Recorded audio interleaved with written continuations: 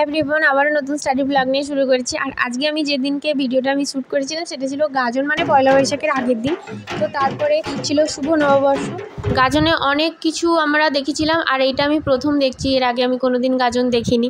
তো দুজনে মিলে একটু এগরোল, একটু ফুচকা সবই টুকটাক খাওয়া দাওয়া করে তারপরে বাড়ি ফিরেছিলাম 10:30 করে। আর তারপর ছিল পয়লা বৈশাখ। আর পয়লা বৈশাখের প্রথম দিনেই খুব তাড়াতাড়ি উঠেছিলাম 4:30। কিন্তু আমি পড়তে বসতে প্রায় 6টা বেজে গেছে। পারি না এত তাড়াতাড়ি পড়তে বসতে, উঠেই ঘুমের ঘোর কাটতে। আর আমি যেগুলো পড়ছি সেগুলো তোমাদের সাথে শেয়ার করছি। এখন আমি ফাইনালি পড়া স্টার্ট করছি। আজকে আমি প্রথম পড়বো হিস্ট্রি। এটা অবভিয়াসলি এনটিপিসির জন্যই আমি পড়ছি হিস্ট্রিটা। আর হিস্ট্রির আজকে পড়বো মুঘল এম্পায়ারের বাহমনি সাম্রাজ্যটা।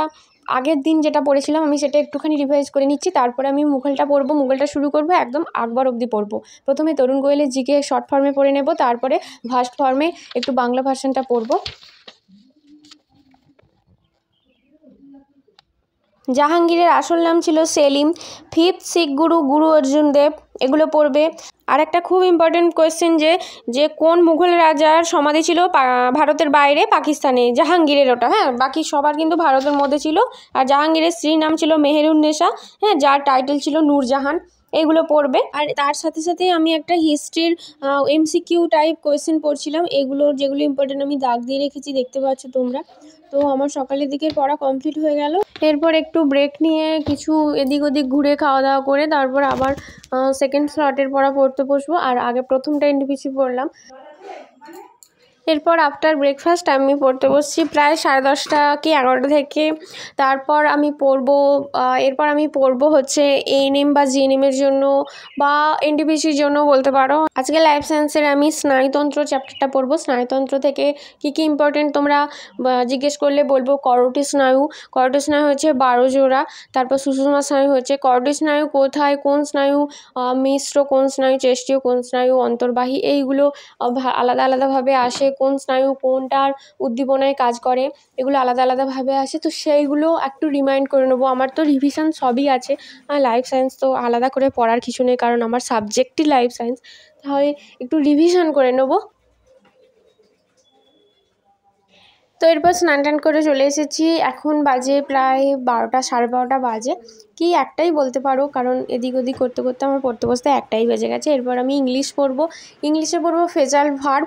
অনেক দিন পড়া হয়নি। আর ফ্রেজাল ভার্বের আমি মূলত অ্যালফাবেট এ, অ্যালফাবেট বি আর অ্যালফাবেট ডি, সিটা পড়বো না আজকে। সিটা আমার, কারণ কল, কাম এগুলো দিয়ে আমার পড়া আছে, তাই এ বি ডি আপাতত এই 3টে আমি পড়বো। তো সেটা একটু লিখে প্র্যাকটিস করে নিই। তোমরা যারা আমার পুরনো ভিউয়ার্স তারা তো জানোই আমি এমনি মুখস্থ করতে পারি না, জিনিসটা লিখলে আমার ভালো মনে থাকে। তো ফ্রেজাল ভার্বটা পড়ে নেব। ফ্রেজাল ভার্বের পর ভাবছি প্রিপোজিশন পড়বো। খাওয়ার যতক্ষণ না ডাক পড়ে আমি পড়ে যাব। তো যাই হোক, 30 মিনিট পড়া হলো। আর হ্যাঁ, এটা বলে রাখি, এটা আমার নতুন টাইমার, আমার যাতে পড়ার গতিটা আমি মাপতে পারি কতক্ষণ কোনটা পড়লাম। হ্যাঁ, তোমাদেরও দেখাতে সুবিধা হয়, আমি জন্য অনলাইন থেকেই টাইমারটা অর্ডার দিয়েছি। তো আশা করছি আমি টাইম ধরে পড়তে পারবো। আর অ্যালার্মেও খুব ভালো কাজ দেয়, জানো তো। এ দিয়ে যে ফেজাল ভার্ব সেটা অ্যাকাউন্ট ফর। বি দিয়ে হচ্ছে ব্লো।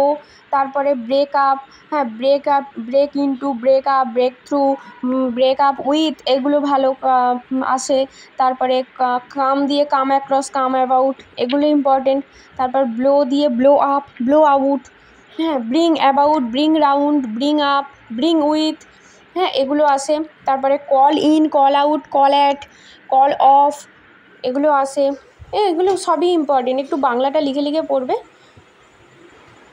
বাকি পড়াগুলো লাঞ্চের পর পড়বো। আমার রুটিনে আমি যেভাবে লিখে রেখেছি। তো আপাতত মর্নিংটা কমপ্লিট হয়ে গেল।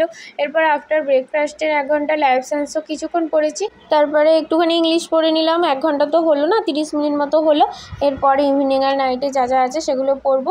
তো আজকের মতন এই ভিডিওটা বেশিক্ষণ বাড়াচ্ছি না। Thank you. যারা আমার চ্যানেলে নতুন তারা অবশ্যই চ্যানেলটিকে সাবস্ক্রাইব করে দিও। আর যারা পুরাতন তারা অবশ্যই লাইক করো। তোমাদের মূল্যবান কমেন্টগুলো আমাদের জানিও। আচ্ছা, আবার অন্য স্টাডি ব্লগ নিয়ে আর কি জানতে চাইছো অবশ্যই কমেন্ট করে জানাও।